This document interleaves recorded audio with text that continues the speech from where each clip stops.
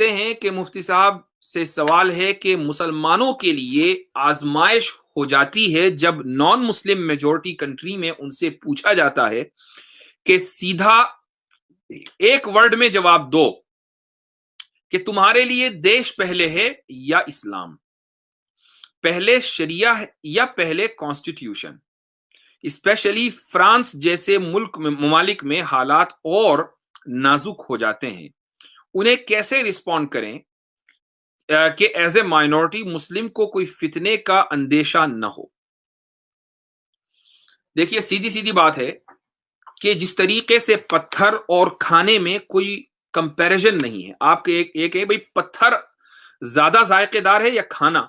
یا بریانی، تو آپ یہ کہیں گے یہ کیسا موازنہ ہوا؟ پتھر بھی کوئی کھانے کی چیز ہے، یہ موازنہ ہی غلط ہے کہ دیش پہلے ہے یا اسلام، یہ یا کانسٹیٹیوشن پہلے ہے یا شریعہ، یہ موازنہ ہی غلط ہے۔ جس طریقے سے پتھر اور کھانے کے درمیان جو کمپیریزن ہے وہ غلط ہے، ایسے ہی یہ سوال کرنے والے کے ذہن کے اوپر اس کی عقل پر پتھر پڑے ہوئے ہیں کہ وہ اس طریقے کا سوال کرتا ہے۔ اگر آپ اس کے سوال کو ڈیبنک کر دیں، لیکن بہت سے لوگ اپنی جہالت کی وجہ سے آگے بڑھتے ہیں، کہتے ہیں کہ نہیں، ایسا ہو سکتا ہے کہ آپ کے ملک کا کوئی قانون ہو وہ اسلام کے خلاف ہو، تو اب آپ اسلام پہلے ہے یا ملک پہلے، دیش پہلے ہے، تو آپ کھل کر کہیے کہ اسلام پہلے ہے۔ دیش کے پہلے ہونے کا کوئی مطلب ہی نہیں ہے، کیونکہ دیش ان لوگوں کے نزدیک پہلے ہوتا ہے کہ جو دیش یا ملک کی یا مٹی کی پوجا کرتے ہیں۔ ہمارے نزدیک تو مٹی زمین کے نیچے رندنے والی چیز ہے، پوجا کرنے والی چیز نہیں ہے۔ ہمارا ملک ہمیں عزیز اس لیے ہے کہ وہ ہمارا وطن ہے، جس طریقے سے ہمیں اپنے گھر سے پیار ہوتا ہے، لیکن کیا انسان گھر کو تبدیل نہیں کرتا؟ گھر تبدیل کرتا ہے، ایک گھر سے دوسرے گھر میں چلا جاتا ہے، وہ اپنا گھر ہی نہیں بلکہ شہر تبدیل کرتا ہے، شہر ہی نہیں ملک تبدیل کرتا ہے۔ لیکن اسلام کے تعلق سے یا مذہب کے تعلق سے ایسا نہیں ہوتا کہ آج کوئی سا مذہب ہے کل دوسرا مذہب ہے۔ اکثریت ایسی ہے جو جس مذہب میں پیدا ہوئی اسی مذہب میں مر جاتی ہے، ایک بڑی تعداد ایسی ہے۔ اور اسلام میں تو یہ ہے کہ آپ نے ایک مرتبہ قبول کر لیا تو آپ کو چھوڑنا ہی ہے، تو آپ آئیں نہ آئیں تو پھر جائیں نہ۔ تو اسلام کو ایسا نہیں ہے کہ ایک صبح میں چھوڑ دیا، شام کو اختیار کر لیا، شام میں اختیار کر لیا، صبح میں چھوڑ دیا۔ لیکن دیش، مذہب،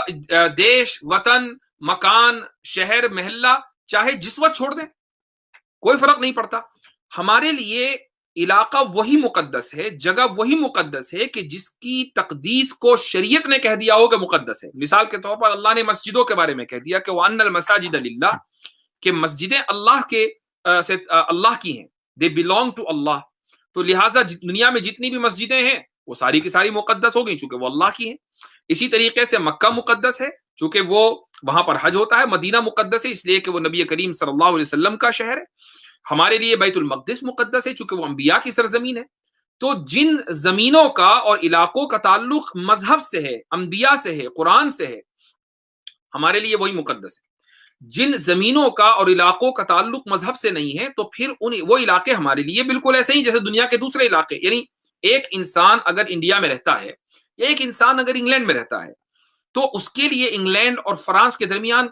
کوئی فرق نہیں ہے۔ ایسا نہیں ہے کہ انگلینڈ کی سرزمین اس کے لیے زیادہ فضیلت رکھتی ہو فرانس کی سرزمین کے مقابلے میں، سوائے اس کے کہ انگلینڈ اس کا گھر ہے اور وہ اپنے گھر سے ہر ایک انسان کو محبت اور انسیت ہوتی ہے، بس اتنا ہی ہے۔ اس لیے آپ کو اور ہر انسان کو ڈنکے کی چوٹ پر یہ کہنا چاہیے کہ اگر کبھی ایسا ہوا کہ مذہب اور دیش کے درمیان اور ملک کے درمیان یہ اختیار دیا گیا کہ ایک کو چننا ہے تو اسلام کو چننا ہے، دیش کو چننے کا کوئی مطلب ہی نہیں ہے، چونکہ یہ جو پوری زمین ہے اللہ تعالیٰ نے یہ ہمارے لیے اس لیے بنائی ہے کہ ہم چاہے جہاں آباد ہو جائیں۔ اگر ایک ملک کی زمین ہمارے لیے تنگ ہوتی ہے تو ہم دوسرے ملک میں جا کر آباد ہو جائیں۔ مجھے یہ جو اپولوجیٹک طریقہ ہے یہ قطعاً ناپسند ہے کہ ہم فوراً تعویلیں کرنے بیٹھ جائیں، اور بنیادی طور پر تو آپ اس سوال کو ڈیبنک کریں کہ یہ سوال احمقانہ ہے، لیکن اگر سامنے والا اس پر بزید ہو جائے کہ نہیں آپ ایک ہی لفظ میں جواب دیجئے تو اسلام مقدم ہے اور اسلام کے علاوہ کوئی دوسری چیز مقدم نہیں ہے۔ کانسٹیٹیوشن اور شریعہ ان دونوں کے درمیان اگر ٹکراؤ ہو جائے تو ظاہر ہے کہ اگر کانسٹیٹیوشن مثلا ہم ایک مسلم مائنورٹی یا نان مسلم میجورٹی کنٹری میں اگر رہتے ہیں تو وہاں کا ایک دستور ہے، تو اب ہم نے اس دستور کے بنانے والوں یا اس ملک کے ساتھ، اس ملک کی دستور کے ساتھ ایک معاہدہ کیا ہے۔ مثلا انڈیا کا ایک دستور ہے تو اس دستور کے ساتھ مسلمانوں کا ایک معاہدہ ہے کہ بھئی جب تک یہ دستور ہے ہم اس دستور کے اوپر عمل کریں گے۔ اچھا، دستور کے جو بنیادی جو پوائنٹس ہیں، جو اس کا ایسنٹ ہے، یعنی جو اس کی جو اساس ہے، جو اس کی روح ہے، ہمارا معاہدہ اس کے ساتھ ہے کہ جس کے اندر مذہب کی آزادی ہے، مذہب کے اوپر چلنے کی آزادی ہے، وغیرہ وغیرہ۔ یہ مذہب کی روح ہے ہمارا، اس روح کی وجہ سے مذہب معاف کیجیے گا، دستور کی روح کی وجہ سے ہمارا دستور ساز اسمبلی کے ساتھ ایک معاہدہ ہوا تھا، ہم اس معاہدے کے اوپر باقی ہیں۔ جب تک دستور آپ نے باقی رکھا ہوا ہے، ہمارا معاہدہ بھی باقی ہے۔ جس دن آپ دستور توڑ دیں گے، اس دن آپ ہم سے یہ مطالبہ نہ کریں کہ آپ اس معاہدے پر باقی رہیں۔ دستور باقی رہے گا تو معاہدہ باقی رہے گا، لہٰذا اس دستور کے اوپر چلنا بھی شریعت کا حصہ ہے، چونکہ ہم نے معاہدہ کیا ہوا ہے، اور معاہدے کو پورا کرنا، وعدے کو پورا کرنا، یہ شریعت کا حکم ہے۔ اللہ یہ کہ دستور میں کوئی ایسی شق کا اضافہ ہو جائے جو شریعت کے خلاف ہو، تو ظاہر ہے کہ ہم اس سے برات کا اظہار کریں گے، اس سے ناپسندیدگی کا اظہار کریں گے، اور اس تعلق سے جو بھی دستوری یعنی دائرے میں رہ کر کوششیں ہو سکتی ہیں اس کو ختم کرانے کی وہ کوشش کریں گے، آخر تک جائیں گے کہ جہاں تک کہ قانون نے، دستور نے ہمیں اجازت دی ہوگی، اور اگر ہماری کوششیں پوری ہو جائیں تو پھر ہم اس پر دل سے راضی نہیں ہوں گے۔ اس طریقے سے ایک مسلم مائنورٹی نان مسلم میجورٹی کنٹری کے اندر اپنی زندگی گزارتی ہے۔ تو بغیر کسی اپالوجی کے، بغیر کسی معذرت خانہ رویے کے آپ ڈنکے کی چوٹ پر کہیے کہ اسلام پہلے ہے، اور اگر اسلام پر عمل کرنے کی کسی ملک میں اجازت نہیں ملے گی تو اللہ نے پوری زمین کو اس لیے نہیں بنایا کہ خالی پڑی رہے، اس لیے بنایا کہ اس کو آباد کیا جائے۔ ہم نہیں یہاں نہیں رہیں گے، کہیں اور چلے جائیں گے۔ تو یہ دراصل یہی رویہ ہونا چاہیے، اپولوجیٹک رویہ مسلمانوں کا ہرگز نہیں ہونا چاہیے۔